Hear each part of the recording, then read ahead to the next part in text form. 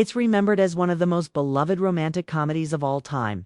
A fairy tale where a prostitute meets a wealthy businessman, and love conquers all.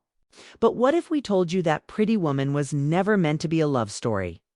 The original ending was so dark, so heartbreaking, that when audiences first saw it, they cried not from joy, but from shock when Pretty Woman hit theaters in 1990. It made Julia Roberts a superstar and redefined the romantic comedy genre. The movie's ending, where Richard Gere climbs a fire escape to sweep her off her feet, became one of Hollywood's most iconic moments. But behind that happy ending was a script so tragic, so raw, that Disney almost refused to touch it. The film we know today began as something completely different. A gritty drama called 3000. That title wasn't random. It referred to the amount of money Edward, the businessman, paid Vivian for a week of her time. There was no love story, no fairy tale, just a brutal glimpse into the dark underbelly of Los Angeles in the late 1980s. In the original version, Vivian wasn't a charming, lighthearted dreamer.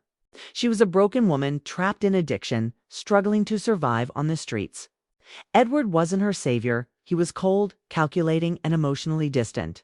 Their relationship wasn't about love. It was a transaction. And the ending. It was devastating. Instead of the famous scene where Edward rescues Vivian from her life and promises her a future, the original script had something far darker.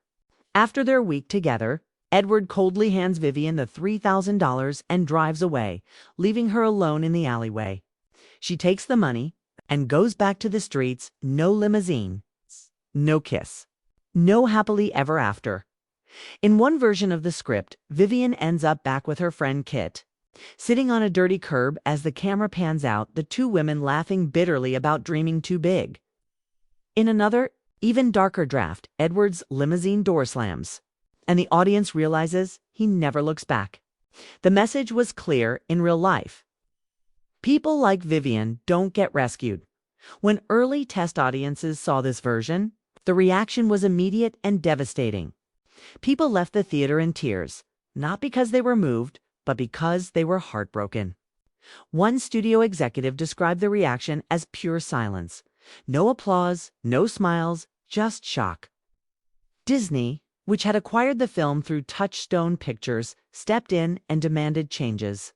They wanted something audiences could root for, a film that inspired, not depressed. So they brought in director Gary Marshall, who completely reimagined the story. Marshall kept the chemistry between the leads, but transformed the tone from tragedy to modern fairy tale. He gave Vivian hope, Edward redemption, and the audience a fantasy that defied the darkness of real life. The fire escape scene, the rose, the music, all of it was created during the rewrite process.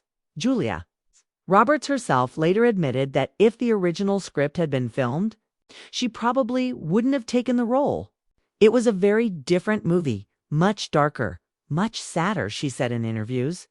Richard Gere agreed, saying the rewrite turned tragedy into magic. But Hollywood never forgets what could have been.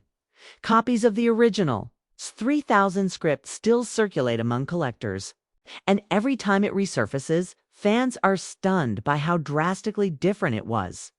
What could have been a grim warning about exploitation became a feel-good masterpiece about love, transformation, and second chances.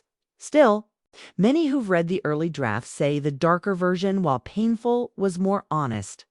It showed the reality of women like Vivian, forgotten by society and dreaming of escape. And that's why, decades later, the story of Pretty Woman still fascinates audiences. Because beneath its glittering Hollywood ending lies a haunting truth.